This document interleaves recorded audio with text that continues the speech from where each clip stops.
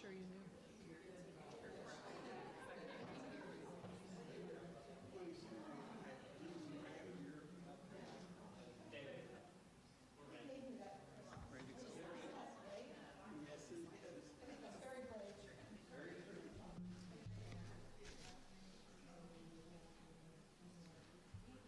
Good morning.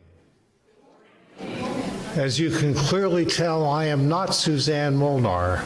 My name is David Howell, and welcome to Westside Unitarian Universalist Church, all of those who are here physically present and those who are here virtually. So we have things reasonably straight today. Let me just begin with the announcements of what's going on here. Please join us for coffee and conversation after the service today. Coffee is always good. It's certainly time for me to drink coffee at that point, and I think all the rest of us.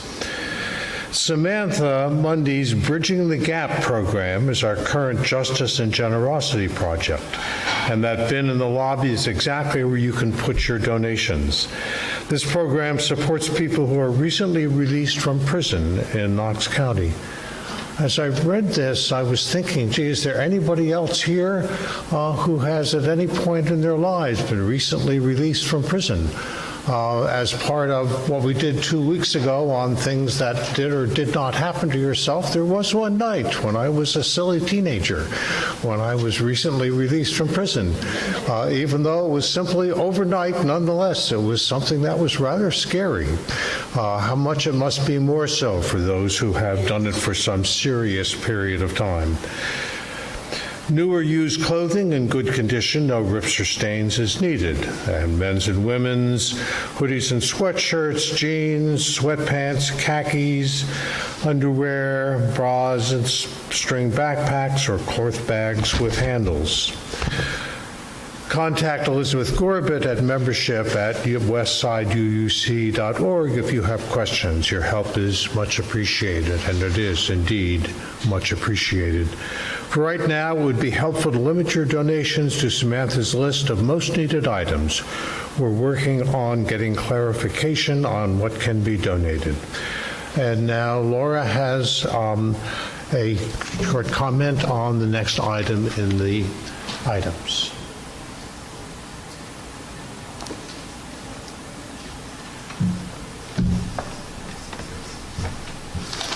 Good morning. I'm Laurie Volaga. My pronouns are she, her, and hers. And this is the wrap-up for our mortgage paydown campaign, which we have called a legacy campaign.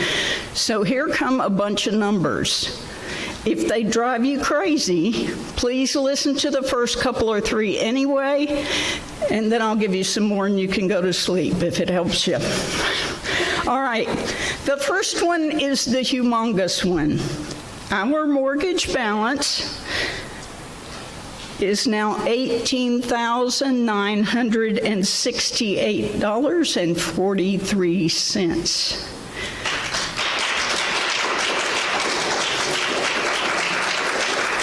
5 months ago, 6 months ago, 5 months ago, it was $82,000 and a few odd, and we have come that far that fast. So that's incredible.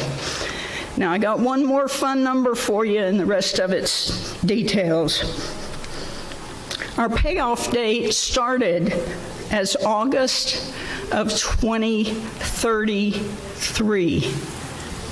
It's now March of 2025. 2 years and 1 month, and we're done.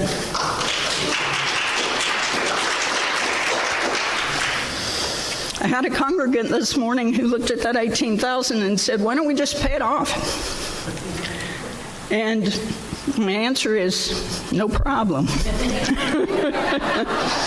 So we're finishing the campaign, but donations are still welcome, and we hope that we'll actually beat that March 2025 deadline. So if your pennies add up too much in your jar in the kitchen, bring them in. We'll take them. Okay, a few more statistics. In January, before the February deposit date, the donations were $10,400 $402.50. So February was a great month. Our total donations are $59,498.62, which again, quite incredible. When we started this program, the church pays a mortgage every month of $818.12. When we started the program in August, of that $818, $459 was paid toward the principal, and the rest of it, $358.93, was interest that we were paying. Now, we still pay the $818.12 for the next couple of years, but already the principal that we pay is $686, so much more efficient use of that money. Jonas came in one day and explained to us that we could look at the interest as the matching funds the bank's giving us. If we pay it off early, well, the money that we've paid in interest, that $60,000, is matched by savings. I'm sorry. The money that's been donated is matched by the interest that we've saved, which is $23,709 we will not owe the bank ever, and that is nearly 40%. So we've got a 40% match. Tell Jonas when he comes in from the bank. So we're going to have a party, or we're going to have a lunch next week. I hope everybody will stay after church a little while and have some sandwiches and chips, and we'll have a cake to celebrate our success. But thank you all very much. Excellent campaign. And those of us on the campaign committee, that sounds too political. The payoff, how about that? The payoff committee, the legacy campaign. We appreciate your participation so much. It's going to make a difference in the future to our stability. So thank you.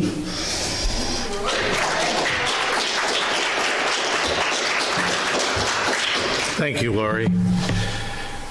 As everybody else always also knows, I would assume that tax season is here again, and Charlie Dudney and his volunteer assistants will be here for another year of volunteer income tax assistance. This program runs on Mondays, Wednesdays, and Fridays, and Saturdays from 10 to 3 through April 15th. So probably not a good idea to put it off to April 14th, but if you need help with your taxes, that's the place to go to get it.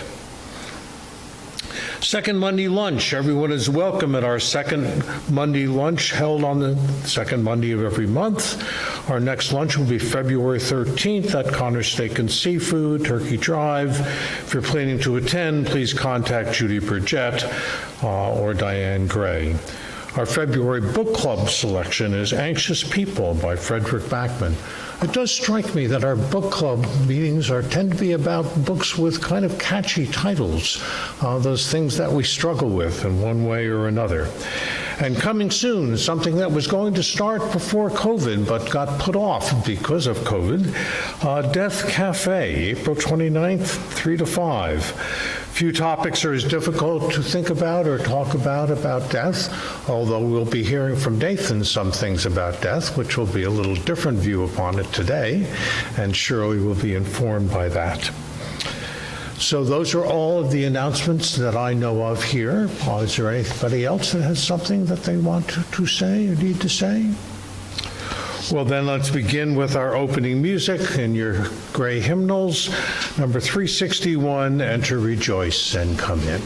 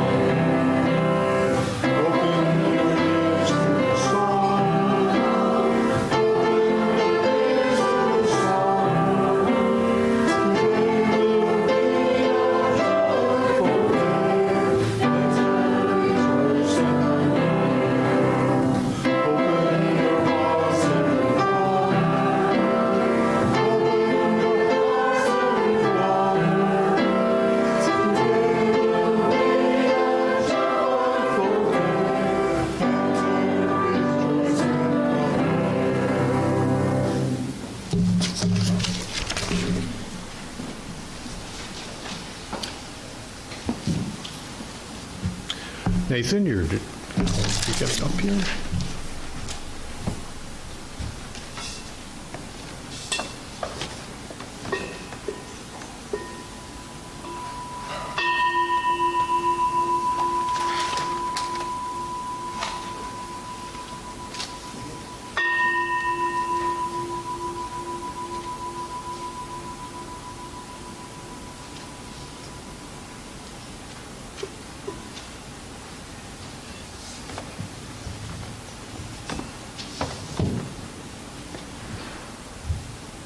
While Nathan lights our chalice to more formally begin our service here after the bell ringing, I was looking for a good poem to read about reincarnation and discovered on the internet there are lots and lots of poems, and the one I chose is from Alfred Lord Tennyson. For how should I for certain hold, because my memory is so cold, that I first was in human mold? But if I lapsed from lowbruler place, some legend of a fallen race alone might hint of my disgrace. Or if through lower lives I came, though all experience past became consolidated in mind and frame. I might forget my weaker lot, for is not our first year forgot? The haunts of memory echo not. Some draughts of Lethe doth await, as old mythologies relate, the slipping through from state to state. Moreover, something is or seem that touches me with mystic gleams, like glimpses of forgotten dreams, of something felt like something here, of something done I know not where, such as no language might declare.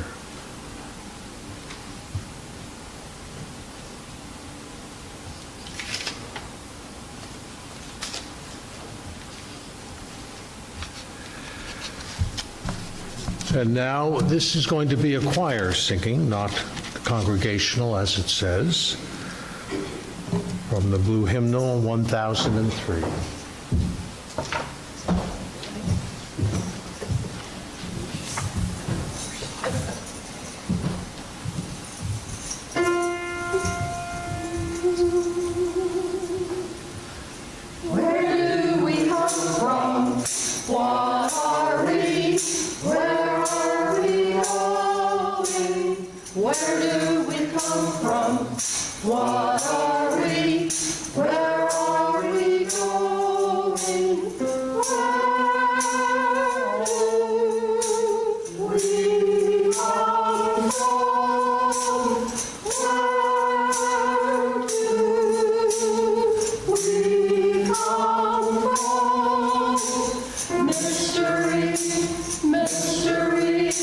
Life is a riddle and a mystery.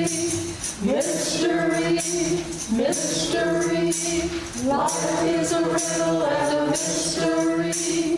Where do we come from? Where are we going?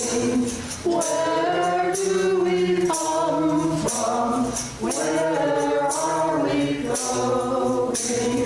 Where do we come from? What are we? Where are we going? Where do we come from? What are we? Where are we going? Where do we come from? What are we? Where are we going? Where do we come from? What are we? Where are we going? Where do we come from? Where are we? Where are we going? Where do we come from?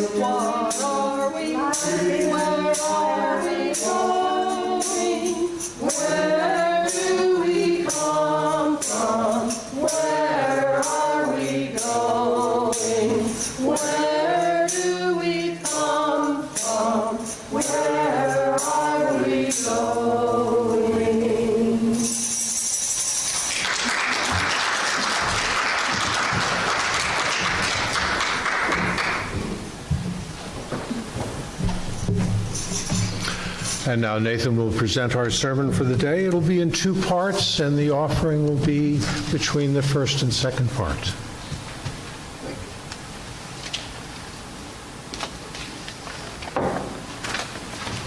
Thank you, David. In 1952, Maury Bernstein, a Colorado businessman and amateur hypnotist, worked with a Pueblo housewife named Virginia Teague. He used a technique called hypnotic regression. The resulting story claimed that Virginia Teague was a reincarnation of a woman named Bridie Murphy, who was born in Cork Island on December 20th, 1798. From his working with her in her so-called regression times, at age 17, she married Sean Brian McCarthy, who reportedly taught at Queen's University in Belfast. Bridie was said to have died in 1864 after a fall. Stories about Bridie Murphy appeared in the Denver Post and other newspapers throughout the country.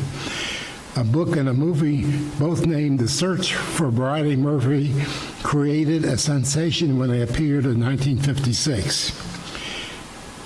Trouble is, until then, the history of Bridie Murphy wasn't investigated at all, but now it was thoroughly investigated. No record of Bridie's birth, marriage, or death was ever found. Queen's University, Belfast, didn't exist when her husband was reportedly working there. It was claimed that Bridie attended St. Teresa's Church, but that church wasn't built until 1911. So there are a few problems. Even though nothing in the story could be confirmed, it remained popular for years, and several spin-off stories appeared. Most notably was a Broadway musical and a movie with a reincarnation theme that came out about 10 years later. The title song, "On a Clear Day You Could Sing Forever," was sung by Barbra Streisand, among others. But the trouble is, this country is predominantly a relatively conservative Christian nation, so we don't think much about the possibility of having had past lives. The early church fathers, such as Clement of Alexandria, Oregon, and St. Jerome, believed that they lived before and that they will live again. Many of the Gnostics said that they lived before and they also would live again. There are ambiguous references to the reincarnation in the Bible. In the year 325 AD, the Roman Emperor Constantine the Great and his mother Helena deleted references about reincarnation from the New Testament. This was confirmed at the Second Council of Constantinople, which made under Emperor Justinian in the year 553 AD. The bishops, mostly loyal to Justinian, declared that the concept of reincarnation was a heresy. It has remained a heresy until this day. And now we will have the offering, we will have the serious part of the sermon.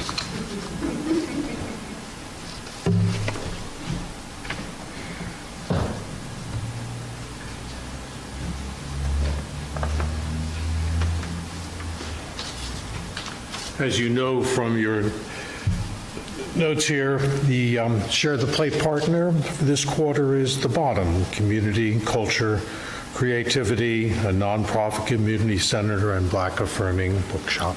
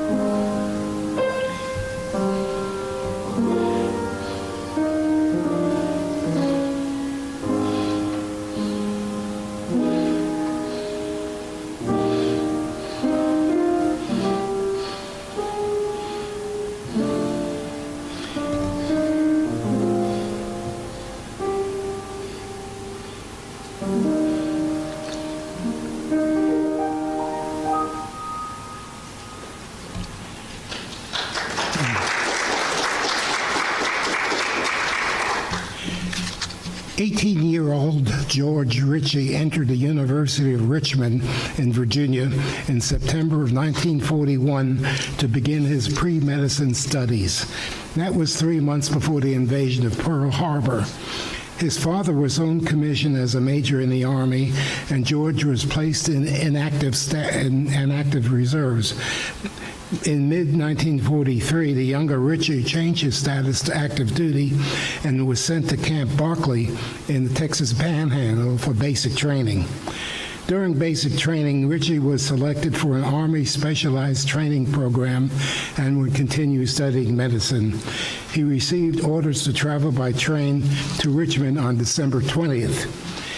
10 days before basic training was completed, Ritchie was sent to the station hospital with an upper respiratory infection. His symptoms improved by December 19, but he ran a fever that night. Antibiotics were not yet available at Camp Barkley. The fever worsened and he began coughing up blood. His temperature rose to 106 and he was taken for chest x-rays. As he tried standing before the x-ray machine, he collapsed. The nurses couldn't find any vital signs, and the doctor couldn't detect respiration, blood pressure, or cardiac impulse, and he was soon pronounced dead. The male ward attendant was ordered to prepare the body for the morgue. A sheet was splayed over Rich's body. The attendant asked the medical officer to give Ritchie an injection of adrenaline, something that was not usually done. The doctor again checked for vital signs and found none. The attendant cried and begged for adrenaline. After about 8 or 9 minutes, this time the doctor plunged the needle directly into Ritchie's heart and it started beating. Ritchie remained unconscious for the next 4 days, and it took 7 weeks for him to become well enough to travel to Richmond.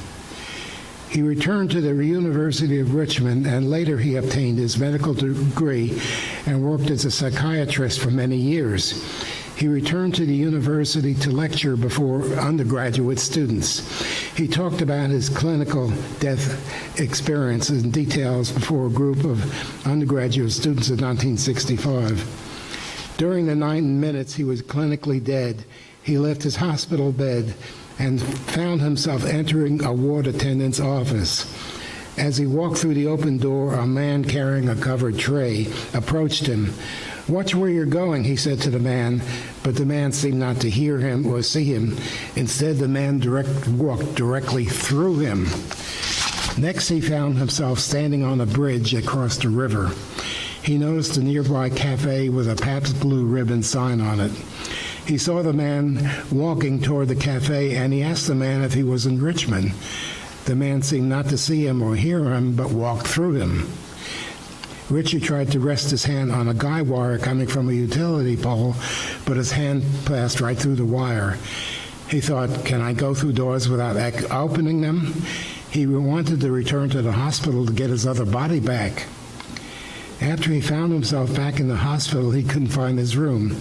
None of the hospital staff or patients could see him. He finally noticed his body because a hand with his class ring was exposed next to the sheet.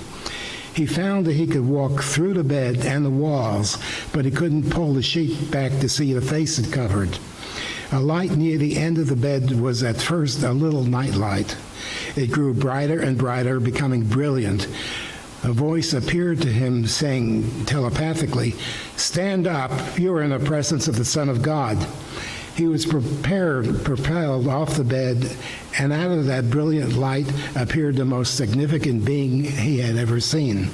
The hospital walls were replaced with a three-dimensional panorama of his life events from his cesarean birth until the time of his death. He and that being of life left the hospital by rising straight through the roof. They traveled to a large city. He could see people there as well as beings without physical bodies. Some of the beings seemed to be made of smoke. They traveled to several cities, some of which might be on other planets. Ritchie was returned to Camp Barkley Hospital, where the being of light showed him the future and told him he now had at least 45 years ahead of him. One of the students who attend Ritchie's lecture back in 1965 was a man named Raymond Moody, who later became a psychiatrist. Moody wrote the book Life After Life, in which he coined the term near-death experience. He's based his book on the many patients he had interviewed who had experiences similar to Ritchie's. Dr. Ritchie's first book, Return from Tomorrow, appeared in 1978. His second book, My Life After Dying, appeared in 1991. But the 1970s were a time of change and transmission, different things going on. In fact, when I was active during the 1970s, one day I attended a half-day workshop, lecture and workshop in Oak Ridge High School auditorium, and it was delivered by a psychiatrist, a woman by the name of Elizabeth Kubler-Ross. Perhaps some of you know who she was, the person who brought hospice care to the U.S. She didn't use the term near-death experience or reincarnation, although she very firmly believed in both. Instead, she told us stories. And one story she told stuck with me. She said that at a previous workshop, she ran into a woman who was very upset. The woman said that her young son had surgery not too long ago, and it was very upsetting. And so Kubler-Ross asked her about it, and the woman said, during the middle of the surgery, he became conscious and aware and found himself in a beautiful garden with the Virgin Mary. Mary said to him, it's not time for you to be here, you have to go back. And he liked that view so much he didn't want to go back. Mary told him again, he says, you have to go back because your mother needs you. And he refused to budge. He wanted to stay in that garden. Finally, he told his mother that Mary said to him, you've got to go back to keep your mother out of the fire. And when Mary said that, I ran all the way back. The woman was very upset at this point because she told Kubler-Ross that she was a Roman Catholic, and the idea of fire to her was a very devastating thing. And so Kubler-Ross said to the woman, what would life be like for you if your child had died? And the woman said, it would have been hell. And now Kubler-Ross wrote a book in 1969 called On Death and Dying. It was a slim book that listed what she called the 5 stages of grief. There are denial, anger,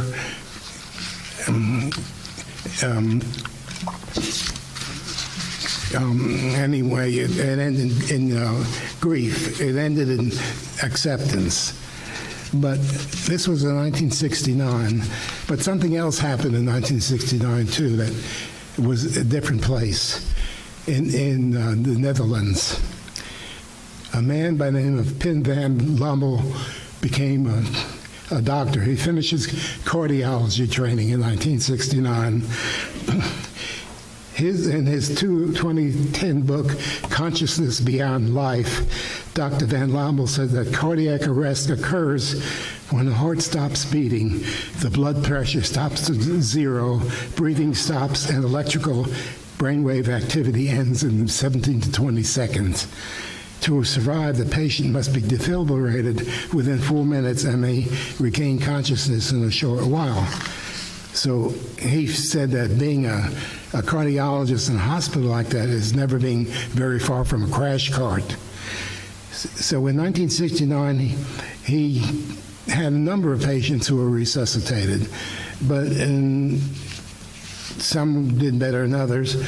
But he had one patient who was successfully revived, but this patient was very disappointed.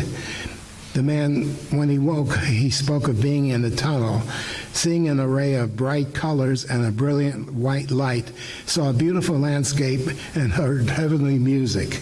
The doctor had never heard of patients remembering their cardiac arrest. From his medical studies, he learned that such a thing was impossible because the patient was unconscious and couldn't have no memories because of the brain function had stopped. There was no precedent for that. He took no action about the patient's experience and considered it just a total hallucination. In fact, he stored this in the back of his head for about the next 17 years. So he waited until the year 1986, which was pivotal for Dr. Van Lommel. During that year, he read George Ritchie's book, Return from Tomorrow, which had been available for the last 8 years, but he never saw it. He wondered how someone could possibly experience consciousness during a cardiac arrest. Over the next 2 years, he interviewed every patient in his outpatient clinic who had undergone resuscitation, and to determine if they had any recollection from the time of their cardiac arrest. A dozen people who had near-death experiences from among the 55 survivors responded. He writes, "People with near-death experiences have been my greatest teachers. My many conversations with them and my in-depth study of the potential significance of the NDE, which is near-death consciousness, have changed my views on the meaning of life and death. There's much to learn from the insights acquired from a near-death experience." Dr. Van Lommel all found much from Dr. Moody's book, Life After Life, which had been available for the last 11 years. Moody explained that near-death experiences can have as many as 12 elements. They're often reported in a certain order, and many people don't experience all of the elements. The formal Dutch study was conducted between 1988 and 1992, where they could find out more about it. And so they worked with 344 patients who had gone through a total of 509 successful resuscitations. The study was published in the prestigious medical journal, The Lancet, in December 2001. Fully half of the people with an NDE were aware of being dead. 30% had a tunnel experience, observed a celestial landscape, who had met with deceased persons. About 1 in 4 had an out-of-body experience, communicated with the light, or saw brilliant colors. Those who had experienced a near-death experience during a cardiac arrest were far less afraid of death and had stronger belief in life after death. They had a greater interest in spirituality and a greater acceptance of love for themselves and others. Many had acquired a variety of paranormal gifts, including a sense of other people's emotions, clairvoyance, premonitions, and visions. Following the Lancet's global press release, the study made it onto the front pages of major newspapers all over the world. Studies conducted in the U.S. and the U.K. produced similar results. Medical factors failed to explain why some people in the studies had NDEs and some did not. The Lancet study has been frequently cited in scientific articles and books. The statistical analysis of the Dutch study did not confirm physiological, psychological, or pharmacological explanations for this experience. Dr. Lommel concludes that the findings of NDE research suggest the possibility that non-local consciousness, not derived from the brain, is present at all times and that it will last forever. He said, "We ought to seriously consider the possibility that death, like birth, may be a mere passing from one state of consciousness to another." Well, a study was held in England, too, but it was under the direction of a neurophysiologist by the name of Peter Fenwick. He knew about Life After Life when it first came out, but he didn't pay any attention to it. He didn't think it would be useful. So he remained skeptical until one of his patients told him that he had a near-death experience during a procedure to insert a cardiac catheter. The man said he traveled through a dark tunnel, was then taken to a beautiful garden where he met deceased relatives and a life review. Dr. Fenwick then researched about 300 near-death experiences, discovered how common they are and how life-changing they are. He also found that science had no rational explanation for these experiences. Following an interview on the BBC, Dr. Fenwick received about 4,000 letters offering advice and support from survivors of near-death experiences. Dr. Fenwick approached the head of the intensive care unit at a major London teaching hospital for permission to interview patients who might have had near-death experiences, but he was denied access. He was also denied access by several hospice directors because he wished to learn more about the experiences of the dying. Hospice directors are rarely at the bedside of dying patients, so instead he interviewed hospice care workers and surviving family members. The result of Dr. Fenwick's work is a book, The Art of Dying, which sounds a little strange.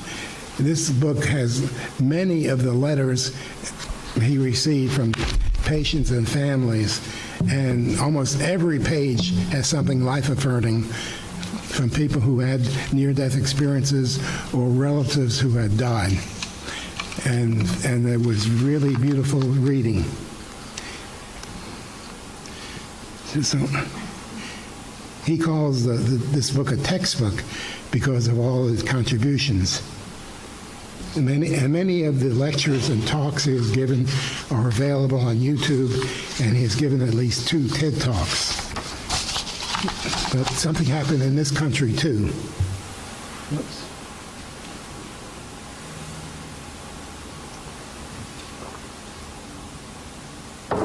So Reverend Carol is here. Of course, she knows a little about herself. In 1980, a 27-year-old lab technician named Catherine was employed at Mount Sinai Medical Center in Miami, was referred to Dr. Brian Weiss, the head of psychiatry. Catherine needed help with anxiety, panic attacks, and phobias. She suffered from these conditions since childhood, but they became worse. Dr. Weiss treated her with conventional methods of therapy and medications for some 18 months, but her symptoms kept getting worse. Because Catherine remembered few events from her early childhood, Dr. Weiss used hypnotherapy to overcome what was repressed from her early memories. She was able to recall some memories from the ages of 6 and 5 and some trauma from the age of 3, but she had no significant memories from the age of 2. Feeling frustrated, Dr. Weiss finally told her to go back to the time that her symptoms first appeared. She said that she was standing near a large white building with pillars and that she was wearing a long dress. She said that her name was Aranda, age 18. She was in a hot and dry valley in Egypt. The year was later believed to be about 1863 BC. Dr. Weiss, in another session, moved her forward to age 25, where she and her baby were drowned in the flood. In other hypnotic regressions, Catherine was Louisa in Spain at age 56, and that she had been a prostitute early in her life. In another regression, Catherine was Johann, a man who lived in a seaport.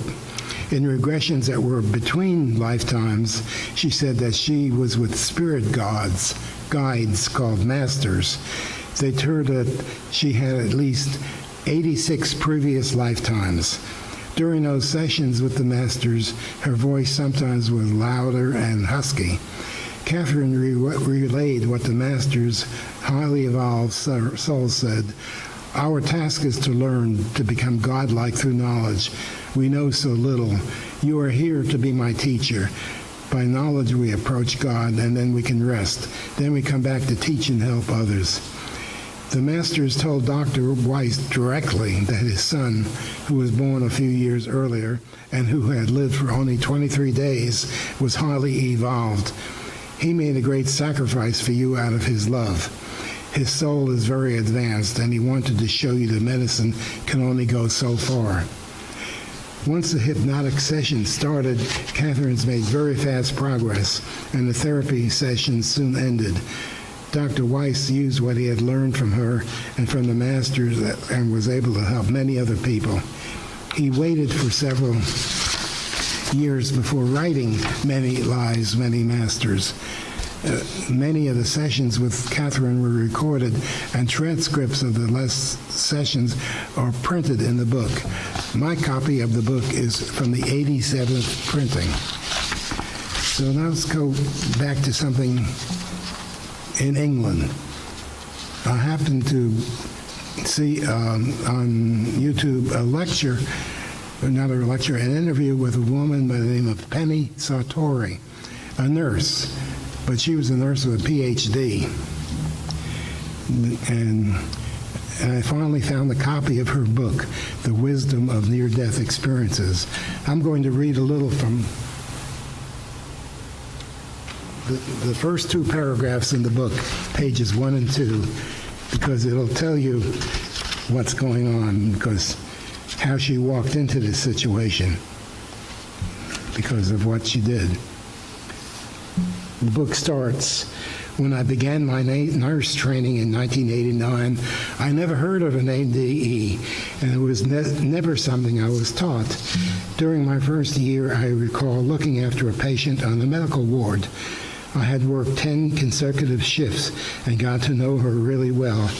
On the 10th shift, while I was helping her to wash, she sheepishly told me that she had gone to heaven when her heart had stopped in the coronary care unit.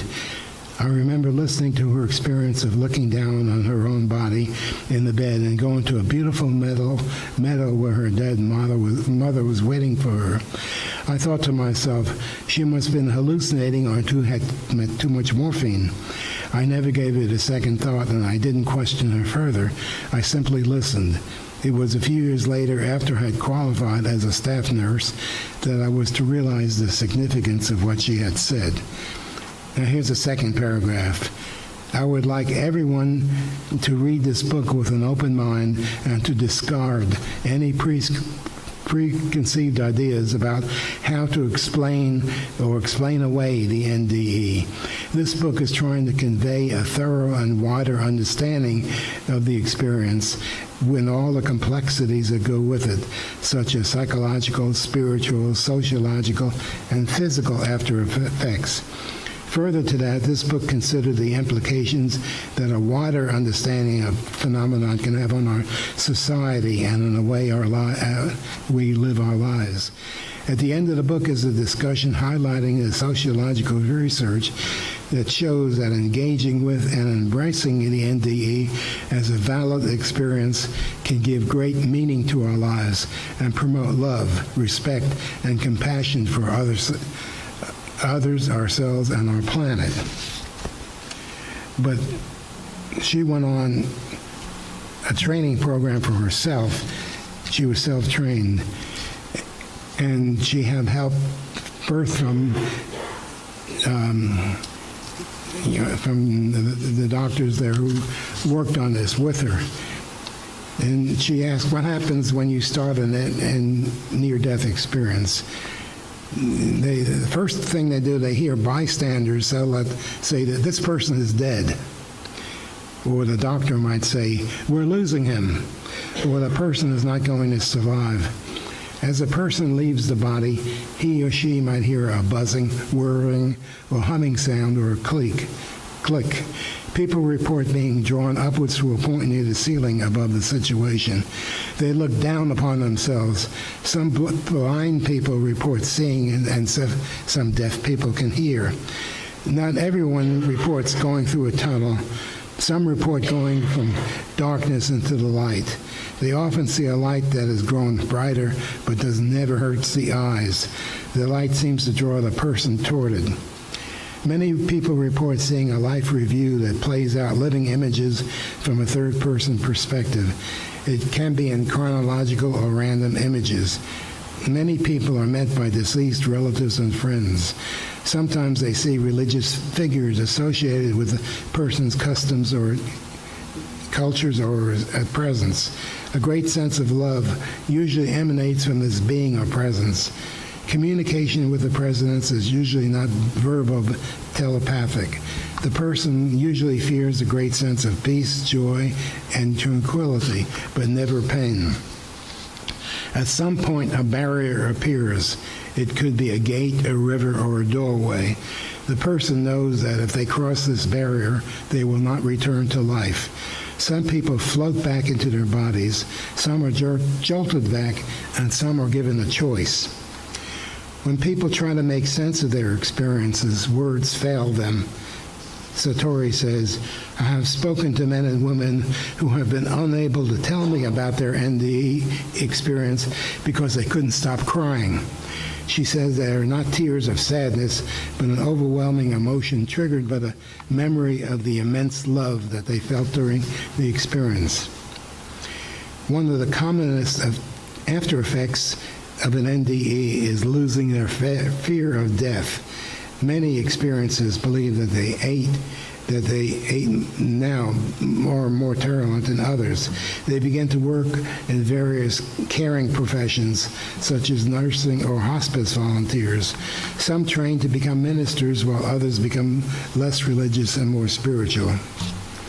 A number of experiences develop sensitivity to electricity and find that wristwatches won't work on them. Either they won't work at all or they give the time incorrectly. One man from Taos, New Mexico wrote to Satori and said light bulbs blow out when he was just near them.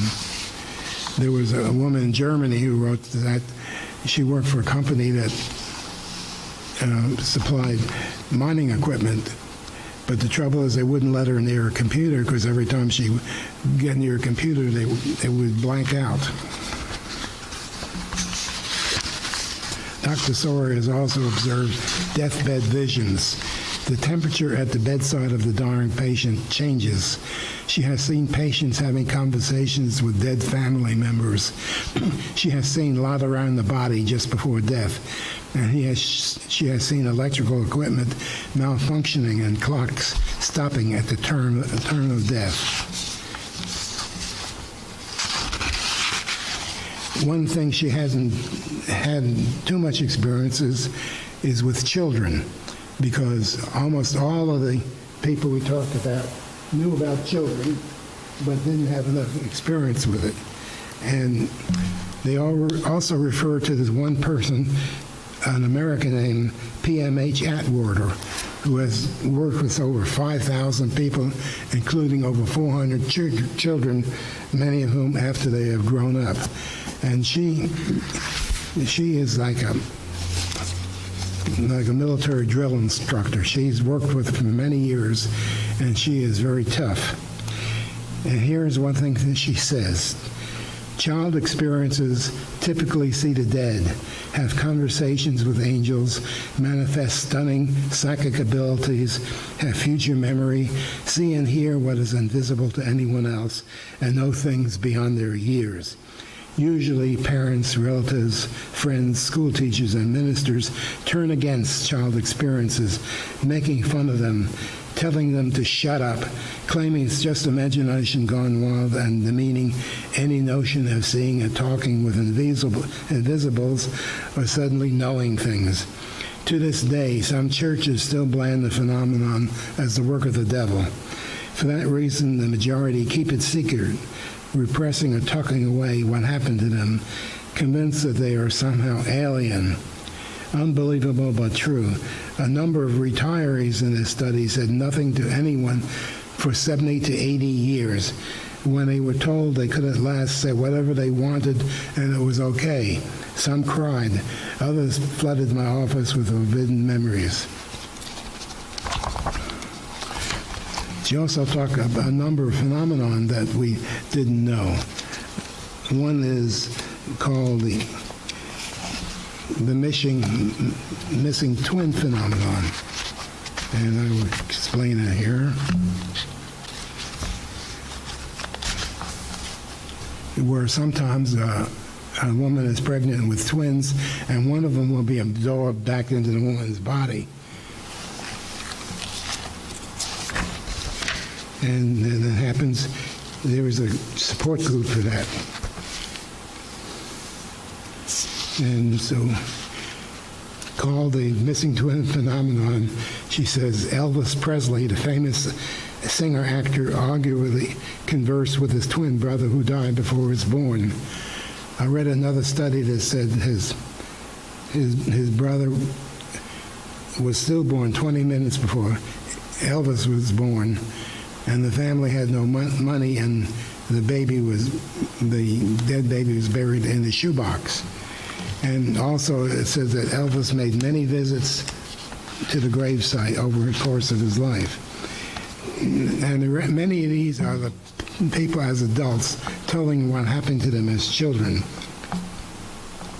And these are often scary stories, but sometimes they're very interesting. This says, as a toddler, I often dreamed of my older and younger brothers. My older brother had died before he was born. It was not time for my younger brother to be conceived. Conceptually, as a toddler, I could not understand who either of them were when I woke up in the morning. I would see my older brother, John, at the foot of my bed before I went to sleep, and sometimes he and my younger brother were with me when I slept. I slept many mornings looking all over the house for the two of them, followed by many questions about Mom, about where they were. Later, I found out Mom had a miscarriage before my older sister was born.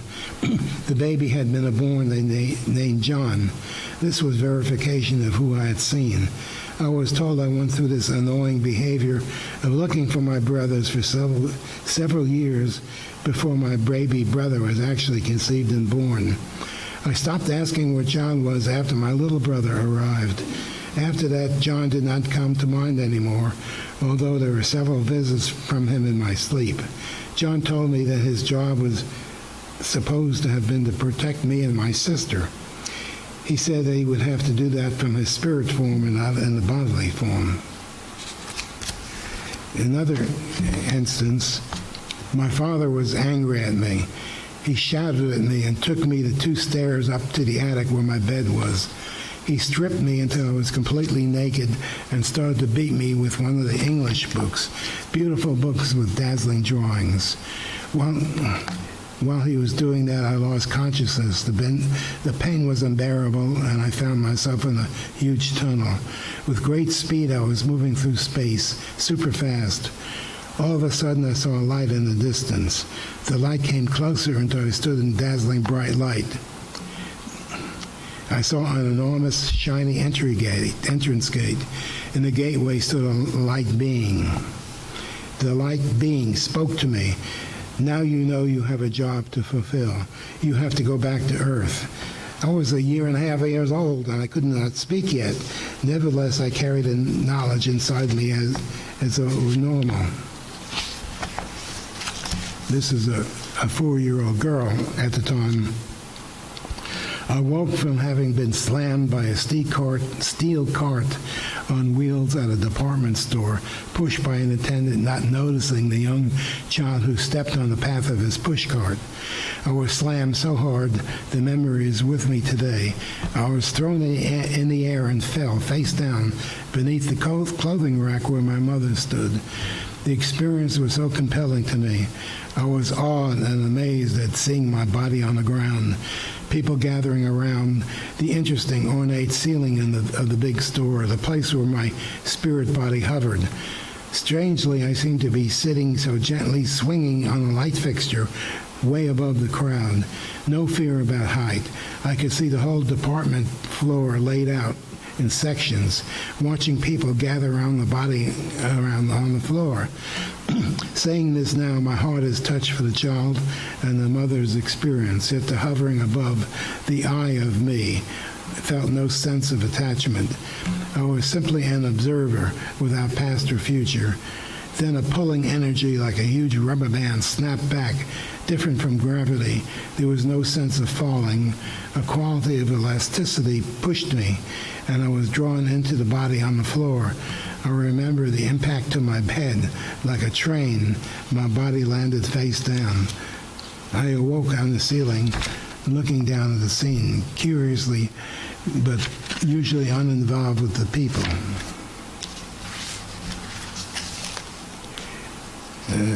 One more. of this type.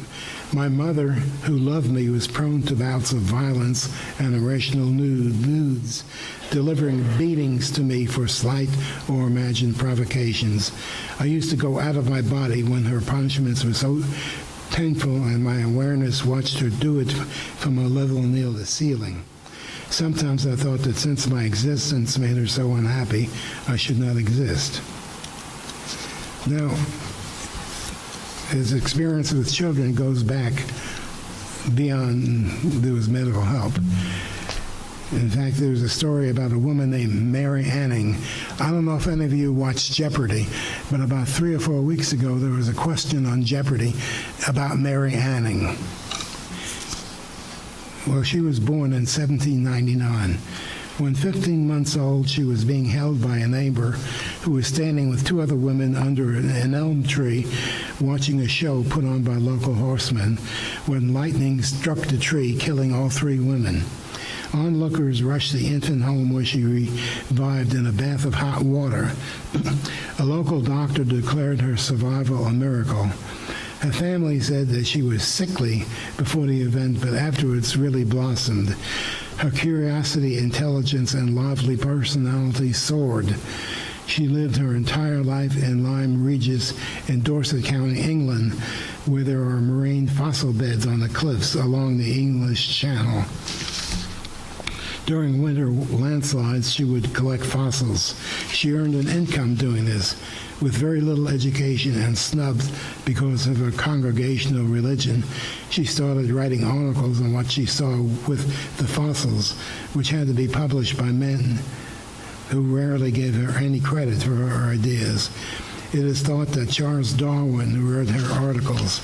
She excelled in geology, paleontology, and fossil collecting. Her many discoveries included famous or first-time skeletons of fish. In 2010, the Royal Society of England included Anning in a list of 10 British women who have most influenced the history of science. And there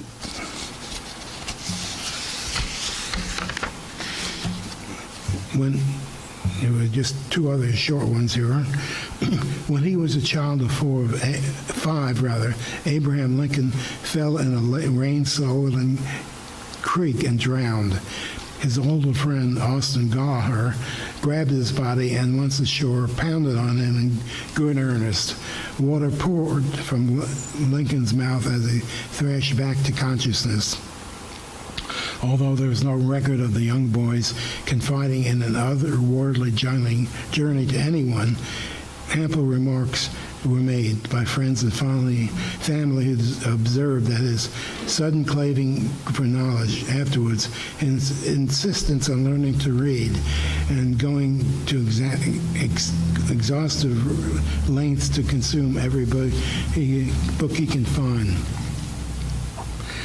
At the age of 5, Albert Einstein nearly died of a serious illness. While still sick in bed, his father showed him a pocket compass. The fact that the iron needle always pointed in the same direction, no matter how it was turned, impressed him that something exists in empty space that must be influencing it. Although speech fluency did not occur until the age of 10, family members recall how deeply he would reflect before answering any question. He learned to play the violin at 6, taught himself calculus at 14, and enrolled in a university in Zurich at 15. Like Lincoln, he was plagued with nervousness and stomach problems and nearly died from those afflictions as an adult. Also, like Lincoln, the unusual circumstances of his temperament and talent trace back to the age of 5 and afterwards. Now, these are just a short sampling of what we have done here. And I need to go back a little bit to 1957, because the University of Virginia Medical School hired Dr. Ian Stevenson as the director of the Division of Perceptual Studies. He served as a professor From 1957 to 2007, he considered his research cases as suggestive of reincarnation. During his long career, he wrote about 300 papers and 14 books. He reported about 200 cases in which children born with certain birthmarks and some birth defects might correspond to a wound on a deceived person whose life the child recorded. He traveled extensively and collected 3,000 case studies of children who spontaneously reported past lives based on interviews conducted in Africa, Asia, and Alaska. He continued working beyond his retirement until his death in 2007. His work was considered by Dr. Bruce Grayson, who died about 2 years ago. One of Grayson's first patients was a woman who had a near-death experience following a suicide attempt. After she returned consciousness, she reminded Dr. Grayson that she had recognized a smear of pasta sauce on his tie. A man who had a near-death experience following a suicide told of meeting with his deceased parents who told him to return to life. Dr. Grayson is now replaced by Jim Tucker, another physician who is working with children, mainly who self-recognize themselves. One case he had is that of a young boy who was his own grandfather in a past life. The grandfather had been shot dead, and the boy has birthmarks in the same places on his body, whereas his grandfather, both the entry wounds and the exit wounds were found. Another well-documented story is that of a young boy named James Lanigo who had nightmares that he was a pilot of an aircraft who flew from a boat and was killed when his plane was shot down.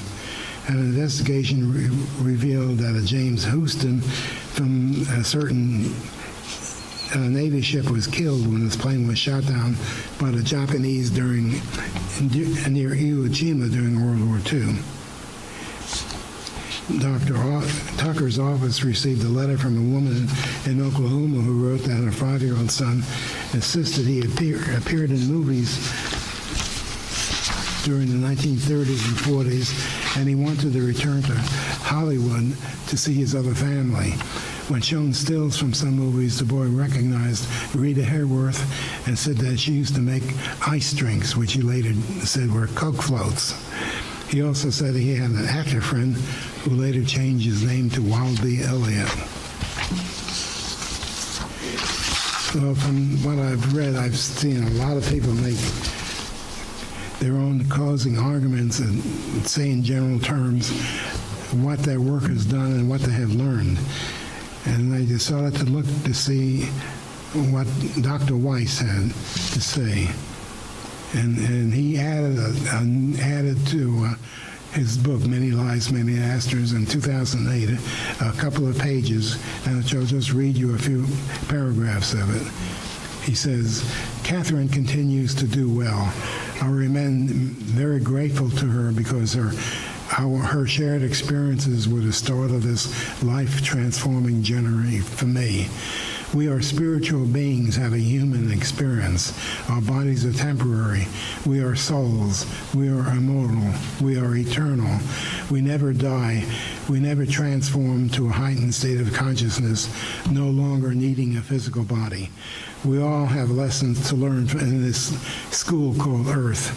We need to comprehend completely the concepts of compassion, love, nonviolence, non-judgment, non-prejudice, patience, generosity, and charity and hope.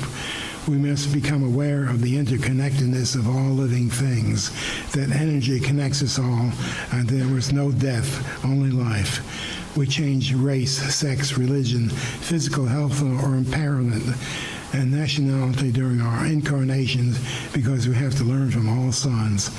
We are rich and we are poor, powerful and weak, privileged and deprived. We learn by experiencing everything.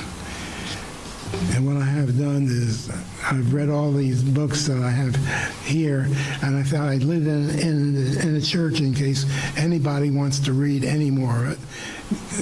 get from the sources. They'll be here for you to read and enjoy it. Thank you.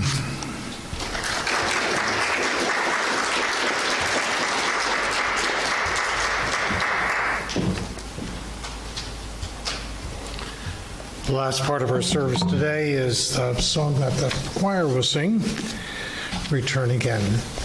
And when we're done with that, I really missed during COVID joining hands at the end.